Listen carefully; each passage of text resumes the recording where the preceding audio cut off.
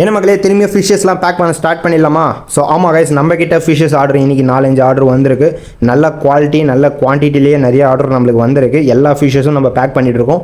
சரியான மழை கைஸ், நீங்கள் இந்த வீடியோ எடுத்துகிட்டு இருக்க டைம்லேயே பார்த்தீங்கன்னா ஃபுல் மழை, நைட் டைமு ஃபுல்லாக கரண்ட் ஆஃபில் இருக்குது. அதனால் நம்மளால் பேக்கிங் கூட சரியாக நம்மளுக்கு பண்ண முடியல. நீங்கள் நல்லாவே பார்க்கலாம், வெளியே ஃபுல்லாக மழை உங்களுக்கு சைடில் தெரியாது. பட் ஆனால் அந்த ஓரத்தில் அந்த ஓடு இது வழியெல்லாம் வருது தண்ணி. கரண்ட்டு வர ஆஃப். நைட் என்ன பண்ணுறதுனே தெரியல, கஷ்டப்பட்டு தான் நம்ம எல்லாமே பேக் பண்ணோம். குவான்டிட்டியும் நம்மளுக்கு அதிகமாக போயிடுச்சு பேக் பண்ணுறது. லப்பர்லாம் போட்டு கையே தேஞ்சிச்சு. ஸோ அந்த அளவுக்கு தான் நம்ம பேக் பண்ணி எல்லாமே பாக்ஸ் பண்ணியிருந்தோம்.